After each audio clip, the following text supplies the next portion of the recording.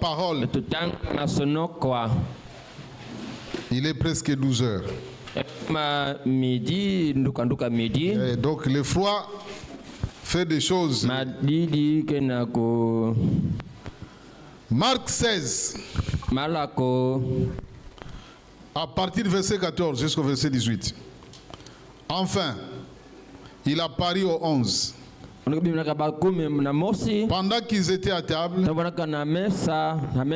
leur approcha et leur reprocha de leur incrédulité et la dureté de leur cœur, parce qu'ils n'avaient pas cru à ceux qui l'avaient vu ressusciter. Et puis il leur dit, allez par tout le monde, prêchez la bonne nouvelle à toute la création. Celui qui croira et qui sera baptisé sera sauvé. Mais celui qui ne croira pas sera condamné. Voici les miracles qui accompagneront ceux qui auront cru. À mon nom, ils chasseront les démons. Ils parleront de nouvelles langues. Ils saisiront des serpents. S'ils boivent quelques breuvages mortels, il ne leur fera point de mal. Ils imposeront les mains aux malades. Les malades seront guéris. Que Dieu bénisse sa parole. Dieu d'amour, je me dispose entre tes mains. Le peu de minutes que je vais parler, parle à ton peuple. Au nom de William Branham. Amen. Vous vous asseoir.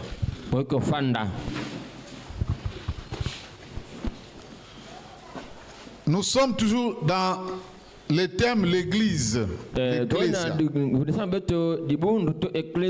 Amen. Nous avons vu que l'église peut commencer par l'évangélisation. Amen. Tout comme l'église peut commencer par séparation. Ce sont les deux manières de la parole pour commencer une église. Amen.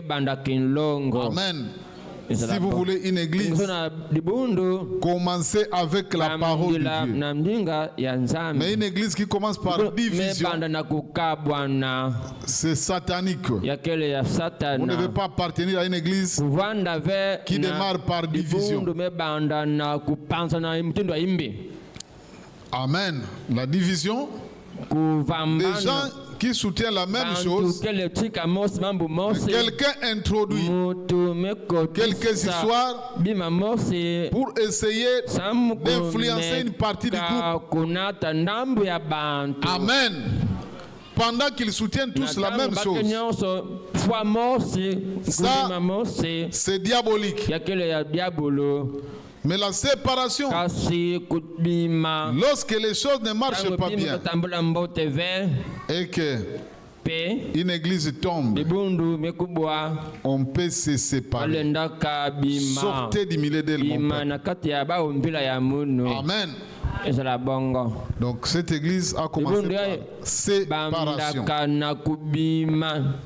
Mais il y a une autre manière de commencer l'église, par évangélisation. Amen. On peut être quelque part. On peut commencer à évangéliser. Et on trouve un groupe de gens. Et l'église peut commencer. Paul a commencé des églises, beaucoup d'églises comme ça. Amen. Et nous aussi, nous avons commencé des églises comme ça.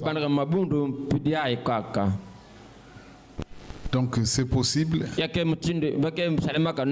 Amen. Comme quand nous étions partis à Athènes, j'ai tout dit ça. Nous avons commencé une église. Nous avons regroupé les gens qui ne connaissaient pas ces messages. Et nous leur avons parlé de la parole. Amen. Le Seigneur dit, je commence par là. Malheur à nous si les païens meurent sans les connaître. Je commence par la vision des Patmos. C'était l'avant-dernière citation que j'avais sélectionnée. Mais pendant que j'entre, l'Esprit me dit de commencer par malheur à nous si les païens meurent sans les connaître. Il dit, et la parole a été faite chair et habitée parmi nous. En ces derniers jours aussi, la parole vient de nouveau d'être faite chair et vient d'habiter parmi nous. Dans la personne de William Marion Branham. Cette église croit ça, n'est-ce pas? Croyez-vous que la parole a été faite chair? Et maintenant la parole est faite chair dans l'église. Amen. Et maintenant la parole est faite chair dans son église. Elle habite parmi nous. Ça c'est Branham qui parle. C'est aujourd'hui. Ces anges sont dans sa main. Et ils exercent un ministère. Dieu compte sur son église. Alléluia. Dieu compte sur son église. Nous comptons sur Branham. Alors que Branham compte sur nous. Est-ce que vous sentez un peu le poids de la chose? Branham compte sur toi. Donc c'est toi qui dois l'aider.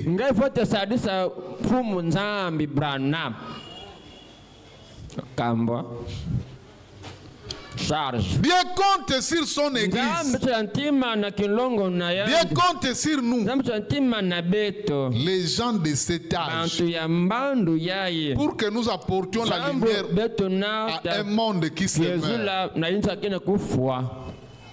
Oh, quand je regarde, je ne vois que les gâchis. Il n'y a que nous qui pouvons faire la différence. Mais pourquoi est-il que on nous entraîne dans ces bêtises? Que Dieu nous vienne en aide.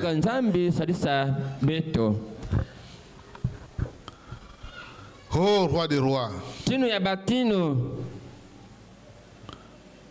Les gens de cet âge, pour que nous apportions la lumière de l'évangile à un monde qui se meurt, lié par le paganisme et les traditions. Dieu met ce fardeau sur moi et sur vous. Malheur à nous si les païens meurent sans l'avoir connu.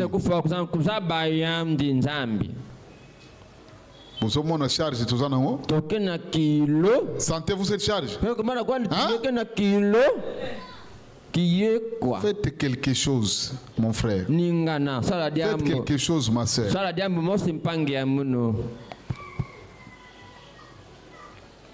Oh! On leur a donné de la lecture. Baboukou. De l'écriture. Aujourd'hui aussi, le diable aussi a changé de tic-tac. Il vient même dans ses glorieux messages.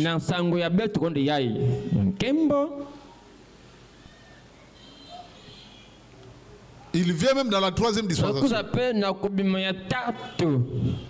Au lieu de donner l'évangile aux enfants de Dieu, on leur donne des livres. On leur donne la lecture. Donc c'est-à-dire que un message intellectuel. Un message intellectuel, ça vous donne l'orgueil. Amen. Vous voyez quelqu'un qui est très gonflé. Il y a quelque chose qui ne va pas. Un homme plein d'orgueil. Il connaît les Écritures pour les détruire.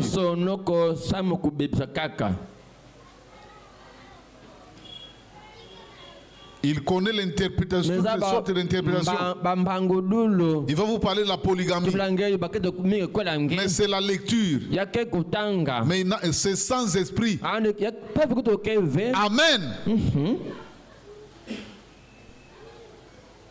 De l'arithmétique.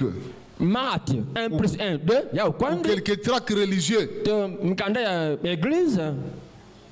Et on a fait des bandes de prosélytes.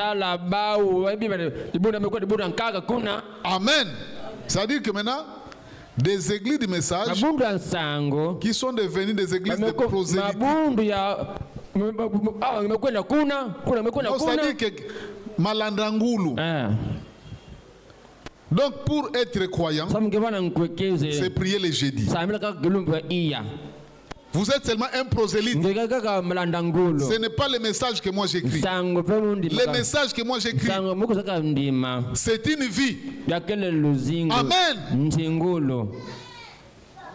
Pas du prosélytisme. Moi j'adore jeudi, moi j'adore mercredi, moi j'adore tel jour. L'autre va parler de la polygamie, l'un va parler de ceci, l'autre tonnerre révélé, tonnerre ne sont pas révélés. Ce n'est pas ce qui compte, c'est la vie. La vie du message. Et alors ça vous mènera dans la révélation. Il faut que ça soit une révélation. Voilà pourquoi nous avons dit tout dans nos églises. Voilà pourquoi nous voulons introduire du tout dans nos églises.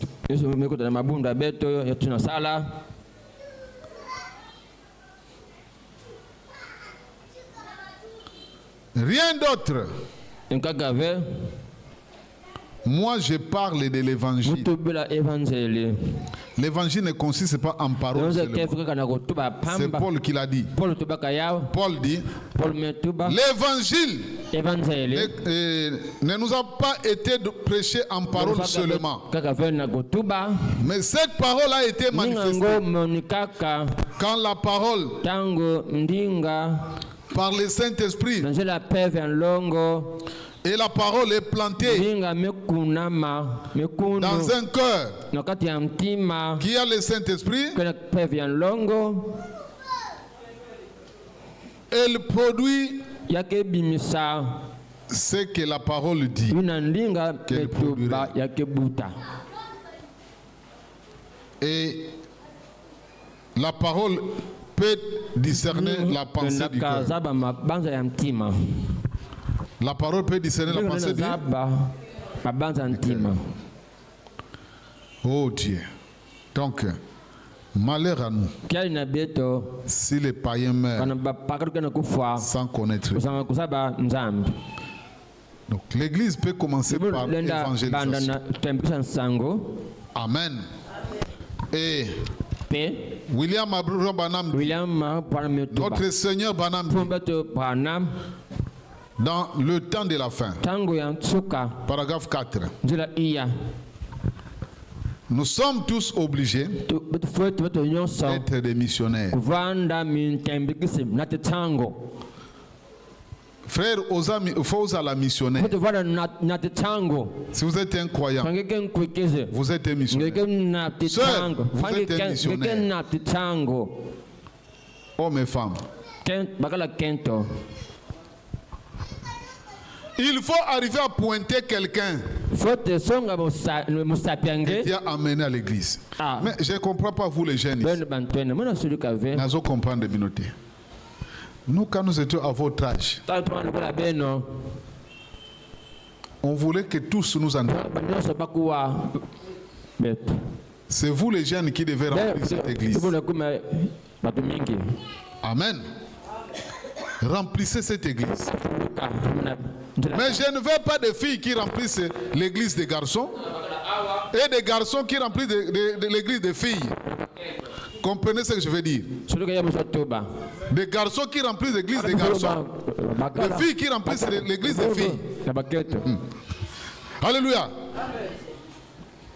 Je vais me dire, mais non, maintenant, comme je suis un garçon, je peux exhorter une fille. Tu peux bien, mais il ne faut pas que ce soit quelque chose de triqué. C'est ce que je ne veux pas. Là, ça m'énerve. Amen. Là, ça m'énerve. Toi, tu es jeune garçon, tu n'exhortes que les filles. Et après les avoir exhortées, ce sont tes concubines. Là, c'est la souillure que tu amènes à l'église. Amen.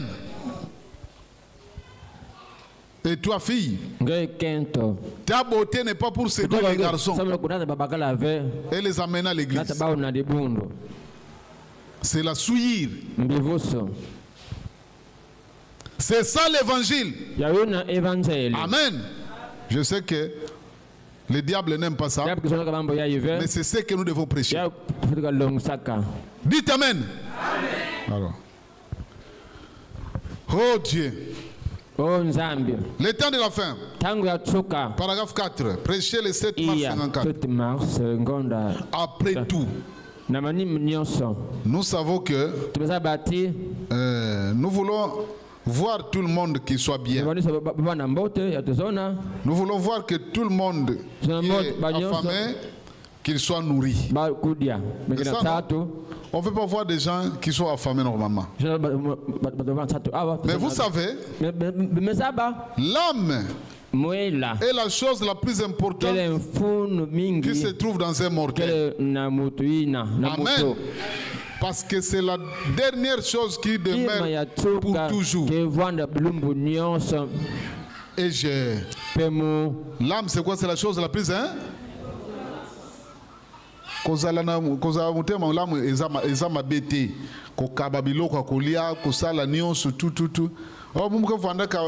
Maman gentille, papa bonheur. C'est très bien. Amen. Mais la chose la plus importante, c'est l'âme. Alléluia. Et vous savez, quand je crois que chaque chrétien est obligé d'être un missionnaire. Ce n'est pas moi qui le dis. C'est William Marion Branham. Il dit chaque. Dans la philosophie logique, c'est affirmatif universel.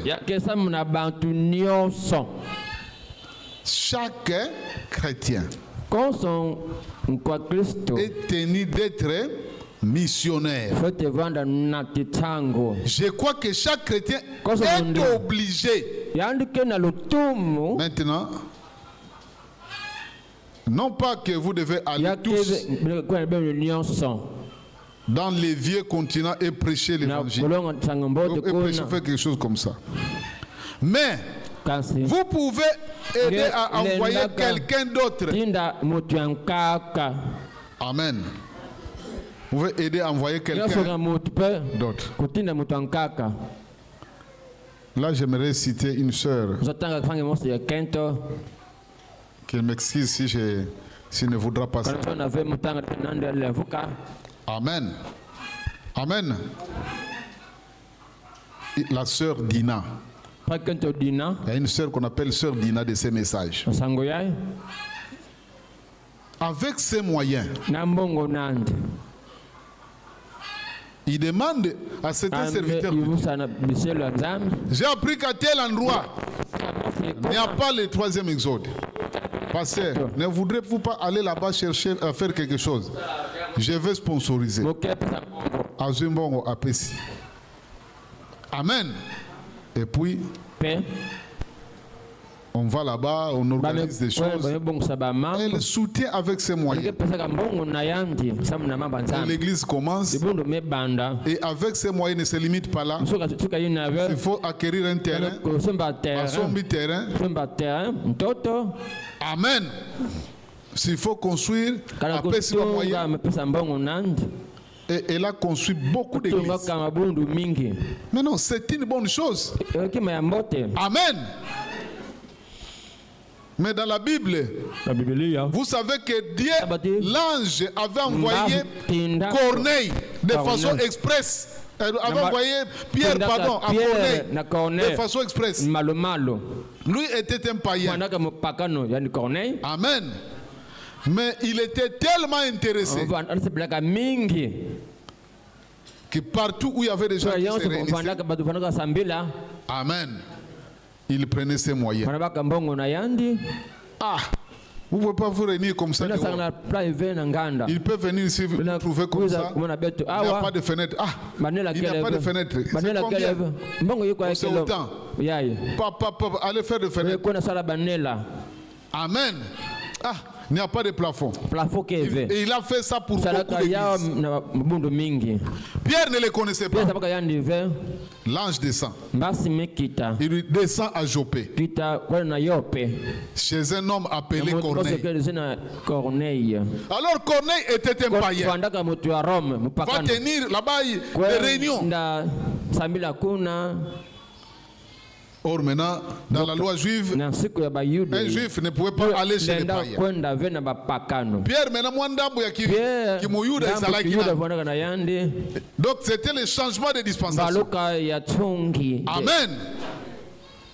Il dit, ah, ça c'est pas possible. L'ange vient de me dire d'aller chez Corneille.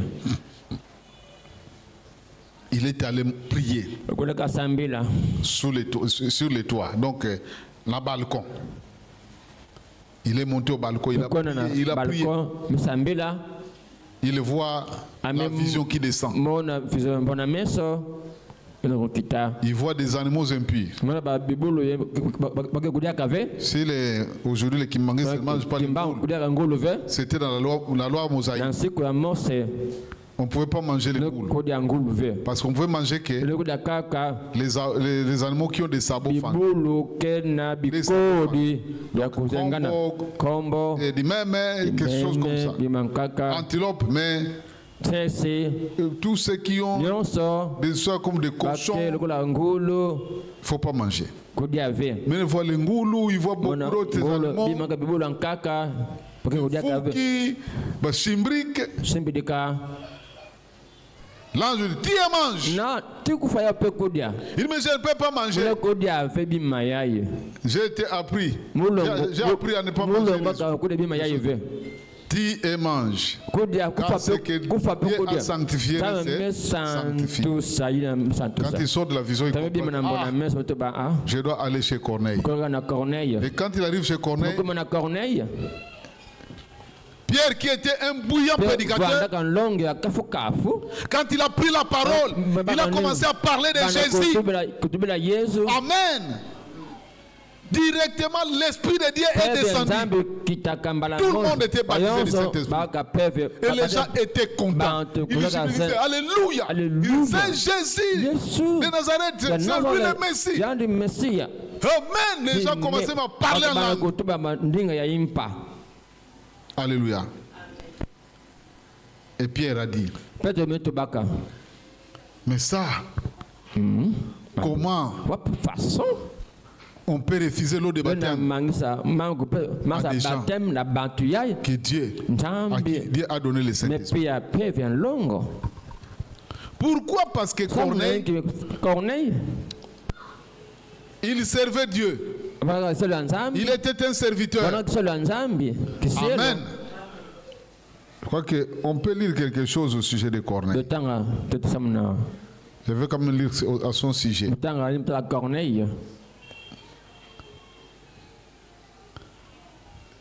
J'aimerais lire ça parce que ça me vient. Donc, c'est comme cette sœur-là. Que Dieu la bénisse. Amen.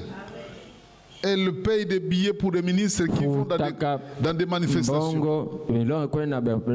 Avec son argent. C'est comme ce que je dis. Pensez-vous qu'elle n'a pas de problème? Elle n'a pas une famille à aider. Mais il dit que ce que Dieu lui donne, c'est pour le royaume. Amen.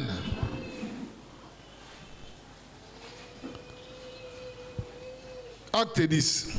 C'est là où on parle de Corneille. Il y avait à Césarée un homme nommé Corneille,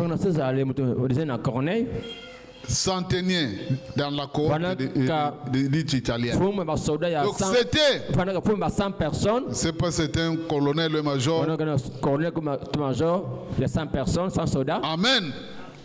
Et cet homme était pieux et craignait Dieu avec toute sa maison.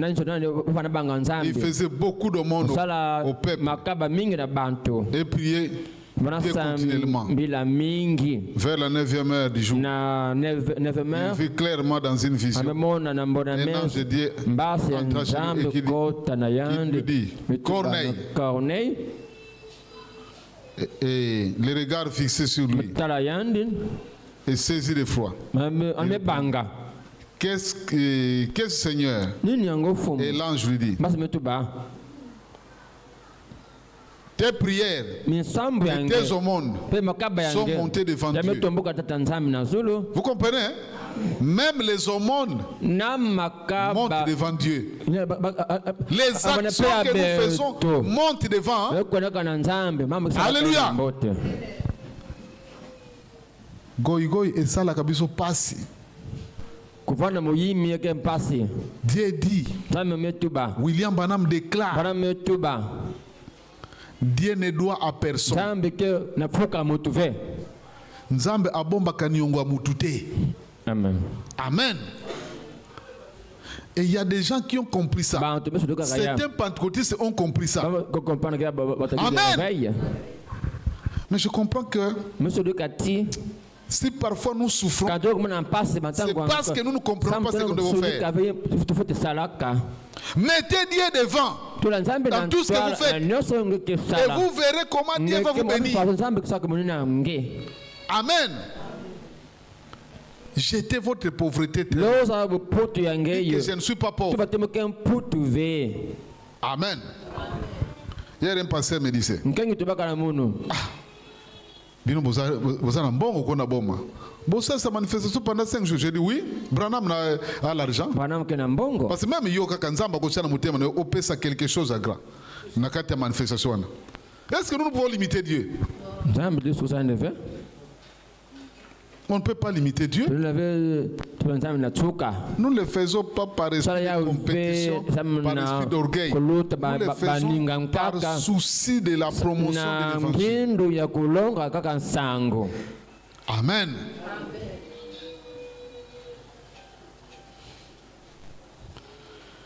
Oh, roi des rois, Seigneur.